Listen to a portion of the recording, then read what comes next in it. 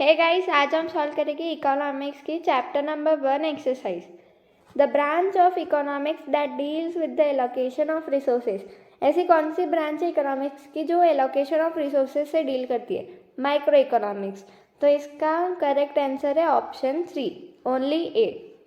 Concept studied under micro economics.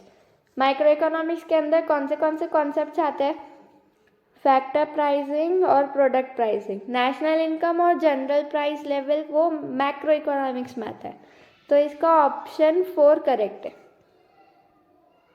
ये red से जो मार्क है वो ये आंसर है, ठीक है। Method adopted in micro economic analysis. Micro economic analysis में कौन सी मेथड अडॉप्टेड है? Slicing method. ये lumping method, aggregative method, inclusive method macro economics में आते हैं। तो इसका ऑप्शन नंबर 3 ओनली सी, और सी में क्या है? Slicing method. 4 concept studied under macro economics. Macro economics में कौन से कॉन्सेप्ट आते हैं? Whole economy, economic development. ये सिर्फ प्रोडक्ट प्राइसिंग नहीं आता है, ठीक है। तो ए, बी एंड सी ये तीनों आते हैं। तो option number 1 is correct, A, B and C. Question number 2, complete the correlation.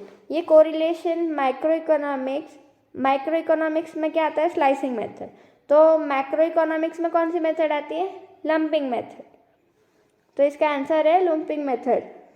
Micro economics अगर ट्री है तो मैक्रो इकोनॉमिक्स क्या है? Forest. Macro economics theory income and employment. Micro economics की कौन सी थ्योरी आती है? प्राइसिंग थ्योरी, ठीक है।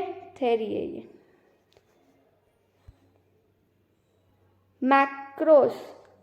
मैक्रो इकोनॉमी ये ग्रीक वर्ड है जिससे मैक्रो इकोनॉमिक्स बना है।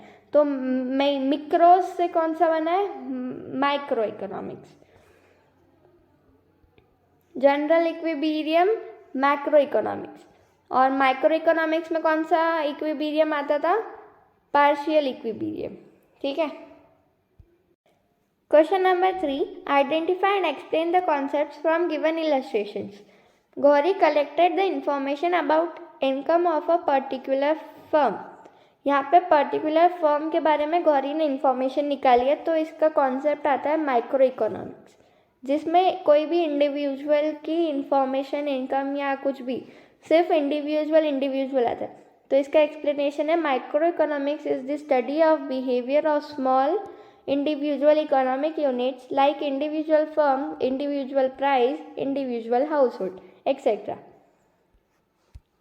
Second, Ramesh decided to take all decisions related to production such as what and how to produce. Free market economy. Explanation. Free market economy is that economy where economic decisions regarding to production of goods such as how to produce, what to produce, how much to produce, etc. are taken at individual levels. Here Ramesh decided to take these decisions related to production. Therefore, in this illustration, concept is free market economy.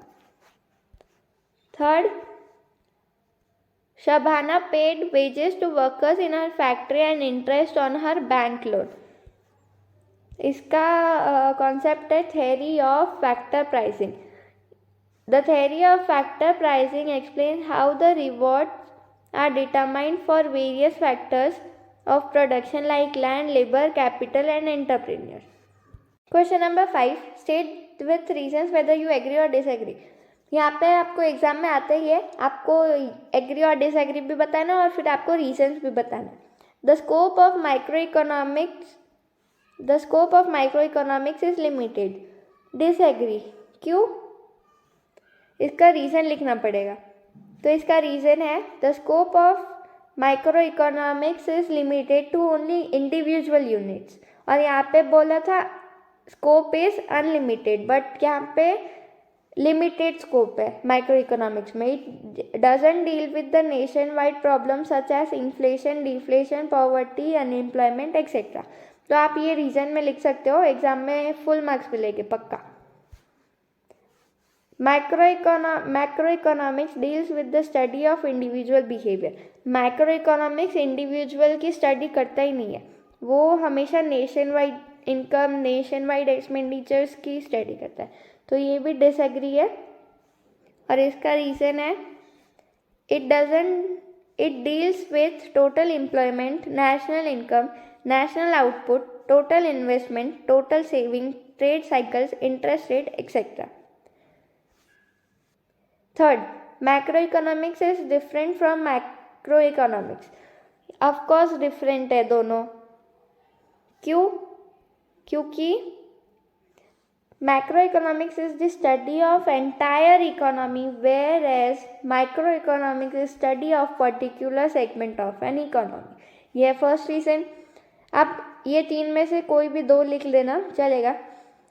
Macroeconomics study aggregate demand, supply, national income, etc. On other hand, microeconomics studies individual demand, individual income, individual supply, etc.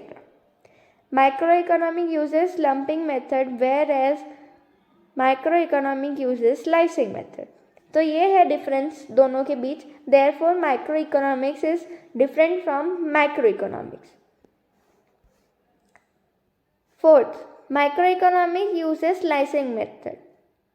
Agree.